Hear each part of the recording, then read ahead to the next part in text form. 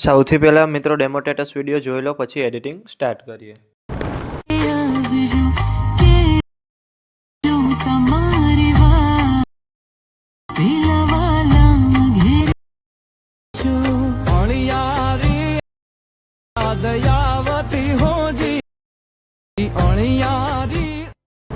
તમે જે પ્રકારનો ડેમો સ્ટેટસ વિડીયો જોયો તે જ પ્રકારનો વિડીયો બનાવતા શીખવાનો છું, તો વિડીયોને પૂરેપૂરો જોજો.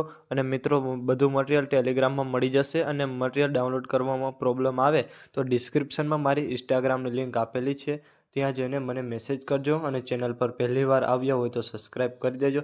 તો ચાલો મિત્રો, વધુ ટાઈમ બગાડ્યા વગર એડિટિંગ સ્ટાર્ટ કરી દઈએ. સૌથી પહેલાં મિત્રો, તમારે બીટમાર્ક અને ફોટો એડિટિંગ બંને પ્રોજેક્ટ ડાઉનલોડ કરી લેવાના છે.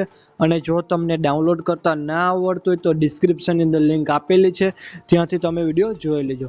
પછી તમારે ફોટો એડિટિંગ પ્રોજેક્ટને ઓપન કરવાનું છે. ઓપન કરશો એટલે તમને આ રીતે કંઈક પ્રોજેક્ટ જોવા મળી રહેશે. પછી તમારે સ્ટાર્ટિંગમાં આવી પ્લસ પર ક્લિક કરવાનું છે. અહીંયાથી મીડિયામાં જવાનું છે અને અહીંયાથી તમારે જેને પણ વિડીયો બનાવવાનો હોય એ તમારે ફોટો લઈ લેવાનો છે. ફોટો સિલેક્ટ કરી પ્લસ પર ક્લિક કરવાનું છે.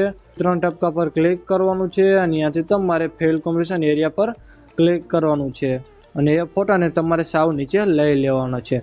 એટલે તમે જોઈ શકતા હોય સાઈઝના કંઈક સેટ થઈ જશે. ટેક્સ આપેલા છે એના પર તમારે ક્લિક કરવાનું છે. અહીંયાથી તમારે એડિટ ટેક્સમાં જવાનું છે અને અહીંયાથી તમારે રજનીવાળા ફોન્ટ રાખી દેવાના છે. પછી તમારે ઇમોજી પર ક્લિક કરવાનું છે. અહીંયાથી તમારે એડિટ ટેક્સમાં જવાનું છે અને અહીંયાથી તમારે આઈફોન ઇમોજી રાખી દેવાના છે. પછી આ ફોટો ગેલેરીમાં સેવ કરવા માટે એરા પર ક્લિક કરવાનું છે અને અહીંયાથી તમારે ક્રિએટ ફ્રેમ એઝ પીએનજી પર ક્લિક કરવાનું છે અને અહીંયાથી તમારે એક્સપોર્ટ પર ક્લિક કરવાનું છે.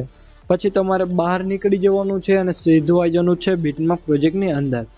પછી તમારે સ્ટાર્ટિંગમાં આવી પ્લસ પર ક્લિક કરવાનું છે. અહીંયાથી મીડિયામાં જવાનું છે. અહીંયાથી તમારે આ વિડીયો લઈ લેવાનો છે. પછી તમારે એરા પર ક્લિક કરવાનું છે એટલે સીધા આવી જશો પહેલા બીટમાર્કે 8.1.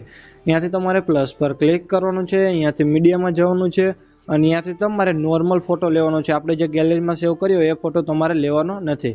પછી 3 ટપકા પર ક્લિક કરવાનું છે અને અહીંયાથી તમારે ફિલ કોમ્બિનેશન એરિયા કરી દેવાનો છે.